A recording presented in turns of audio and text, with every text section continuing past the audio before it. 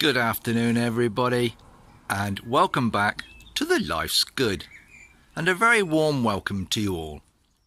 You'll notice I've got a line of containers here with soil in.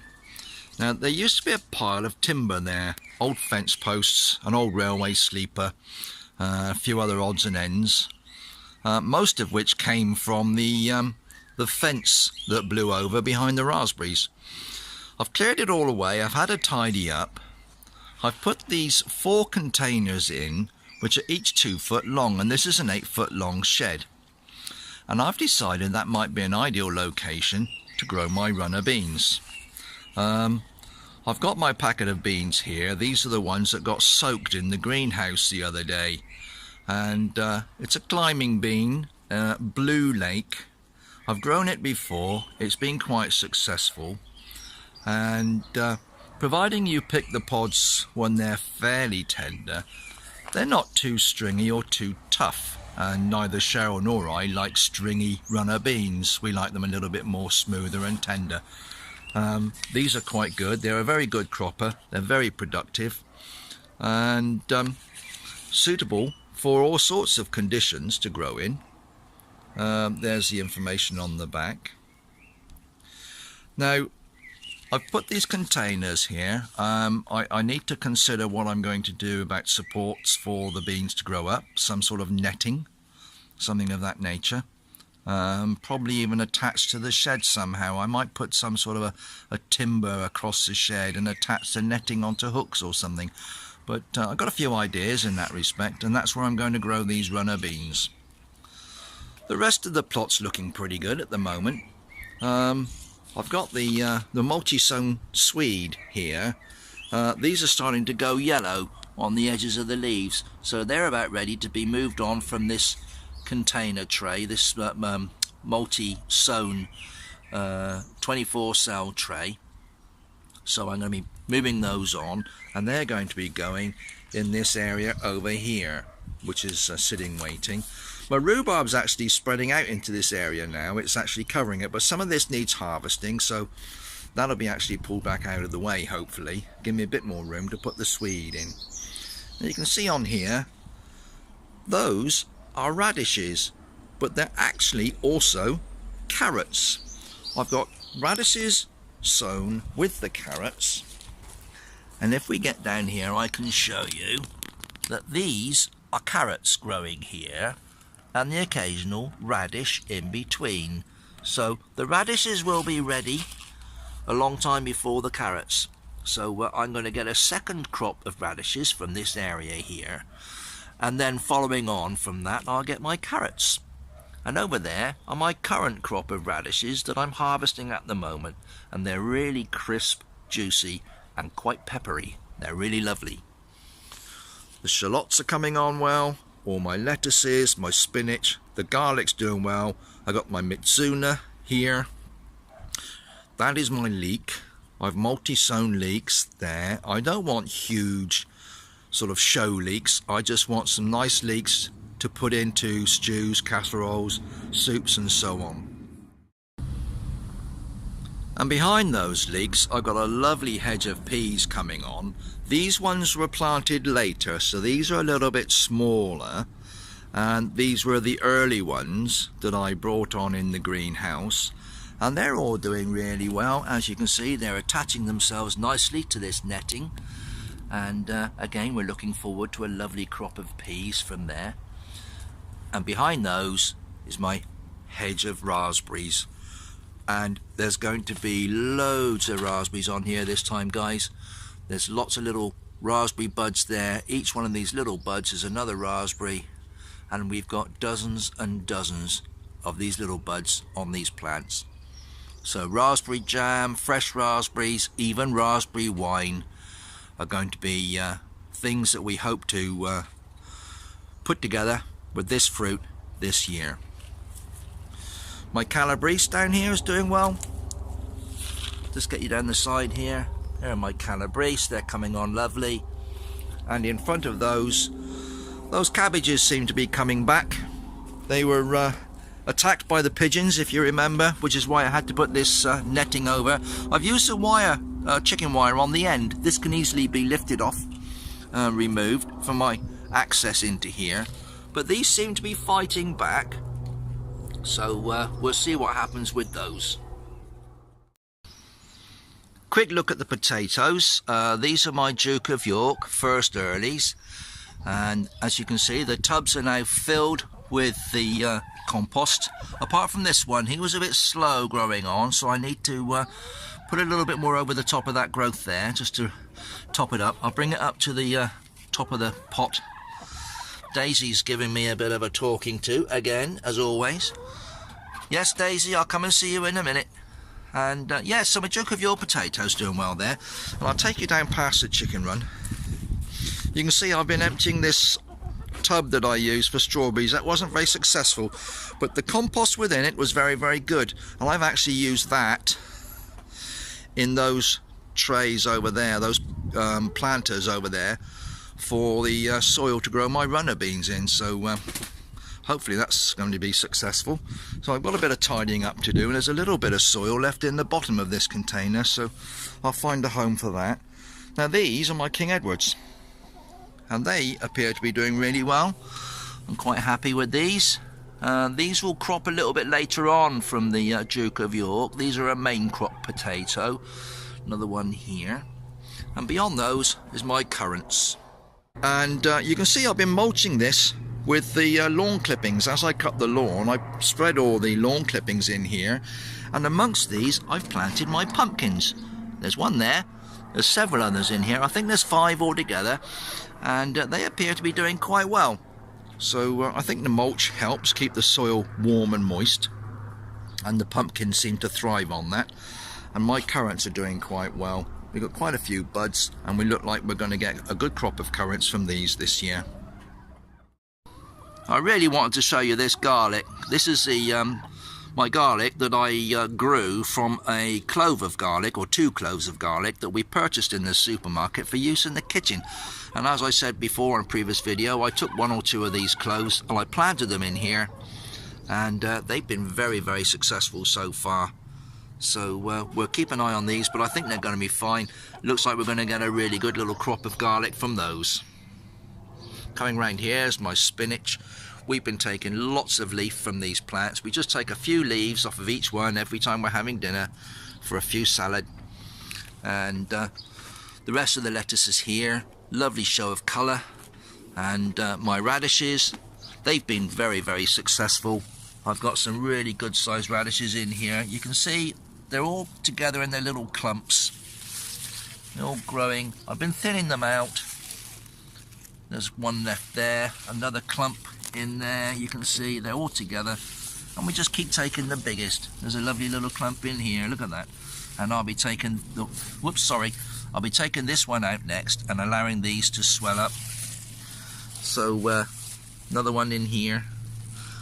You can see those doing really well. I'm really pleased. The radishes have been very, very successful this year.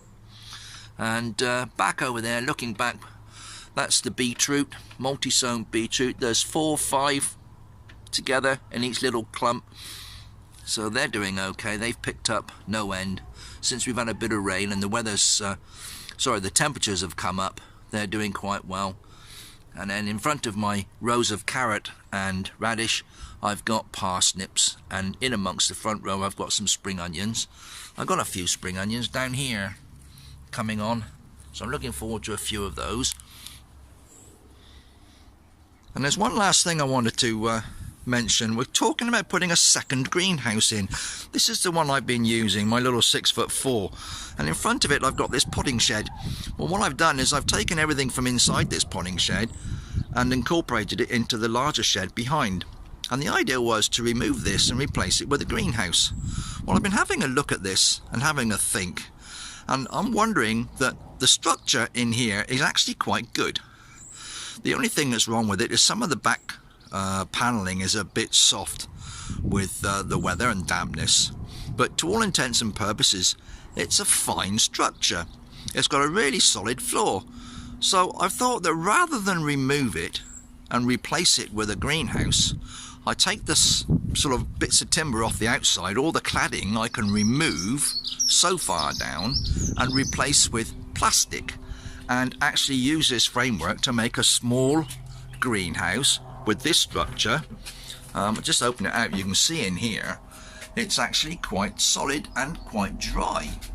It's got a good framework and well supported. It's just some of these timbers on the side, some of the cladding is actually a bit soft, but the actual main structure is solid. So I've got some power here as well. In fact, this supplies the pond pump and my water feature. So yeah, I'm looking at this now as a possible small greenhouse for my chilies and tomatoes. It'll be interesting to hear what you have to say. And I'm only going to take the cladding off to about this level, so I have all plastic above. And at a later stage I can remove that roof and put some corrugated plastic sheeting on, very similar to the roof on top of this chicken run. So that's my thoughts at the moment. That's a plan that I'm putting together as a cheap way of getting some second greenhouse space or sheltered covered space for chilies and tomatoes and maybe a few other things as well. And finally guys, we'll just pop in the greenhouse. I'll just come in here and let you see what's going on in here. Now I have been sowing a few more things. Up this end is my rocket, and rocket by name, rocket by nature, because this has only been about a few days. Looking on here, the 15th of May, and it's now what, the 20th of May, so 5 days to a week, and I've got germinated rocket plants coming through here. And these 3 trays along here are all chard, and if we get in close you can just make out little seedlings of chard that have germinated already. Just find that one there. There's a couple there. So looking forward to planting those out, and they're going to be replacing my current salad crops, radishes and so on, that are in the top end of my vegetable plot. Got a few other things in here of interest. I got my chilies. They're all doing really well. I put a call out at work for some pots. I was looking for lots of pots. I ran out of small flower pots. And once again, my friend Nick and a few others at work have rallied round and supplied me with lots of small pots. And the girls in the office and Nick have been saving the plastic cups from the drinks dispenser. And I've been able to use those to plant a few things up. But once again, my thanks to Nick. He seems to be sponsoring my channel at the moment, supplying me with all sorts of bits and pieces to keep my garden growing. Tomatoes, I've got my Ailsa Craig tomatoes here. Now I only have 6 plants this year guys. I haven't got an awful lot of room, and maybe that old shed converted would be the spot to put these. Certainly some of the chilies that I've got in here.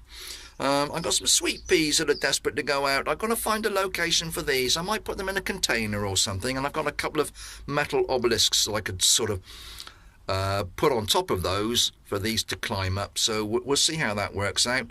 I've got my dwarf asters to prick out still, and these are my red bell peppers.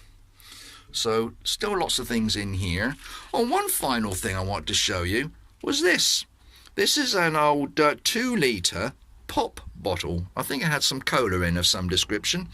But what I found the other day when I was doing the washing up at home, I used the last of the washing up liquid, and I found that the top of the washing up liquid actually fitted onto the top of this pop bottle. So what I did was use this now as a watering vessel for watering everything in my greenhouse, and it's absolutely ideal. Now it's not very full at the moment, it's only got a little bit of water left in, so it's a little bit squidgy, but if you tip it up, it is so easy just to aim the water in each of these pots. And even when I'm watering my trays, it makes life so much easier. You can direct the water onto each individual pot or tray without showering the entire shelf, the greenhouse, and packets of seeds or anything of that nature. So yeah, this pop bottle with the washing up liquid nozzle attached to the top is absolutely ideal. So I think the next top I get, I'm going to put one of these in the house for watering my houseplants. But certainly a couple of these in the greenhouse full of water, and they're ideal for going around here and just squirting a bit of water on each of these individual seedlings and plants. Well guys, we've come to the end of another video. I'm whizzing you around in a circle. I'm sure you're going to get dizzy. I'm just popping back outside. I'm really pleased with everything at the moment. Everything's growing really well. As you can see, looking across my plot here, this is absolutely fabulous. I'm absolutely thrilled to bits. And turning around, there are my containers for my runner beans, and I'm looking forward to getting a little hedge of runner beans there. And we heard from Daisy earlier. She's been complaining a lot lately. Now, unfortunately, the last of our girls, the white girls, passed away last week. So Violet was the last one to go, or was it Peggy? I can't remember, but Peggy and Violet have both gone now. And we now have Daisy as the sole remaining bird. Now, we're still not sure what we want to do now. We're thinking about just hanging on to Daisy until she's gone, and then perhaps claiming the space occupied by this chicken house and chicken run for growing space. It would certainly make sense as far as food production is concerned, although we do enjoy the fresh eggs. But for the amount of effort and the cost of feed and corn to get one bird in here, it's not really that cost effective. So we're really seriously considering that Daisy will be the last one, and we've got all that space at this end of the garden to create a bit more growing space for fruit and vegetables. Again, if you've got any thoughts or comments on that, guys, please let me know. I know that chickens have been part and parcel of the life's good philosophy, but at the moment it's not cost effective. She doesn't lay eggs every day, and as I said, we're seriously considering not having any hens at all. So some feedback on that would be interesting. Let me know what your thoughts are, and perhaps some advice on which way to go. Well, thanks for popping in, guys. It's been lovely seeing you again. It's been just a quick tour of the garden, the greenhouse and so on. A few updates on my plans. If you've got any comments or any suggestions in relation to any of the subjects I've covered today, please let me know.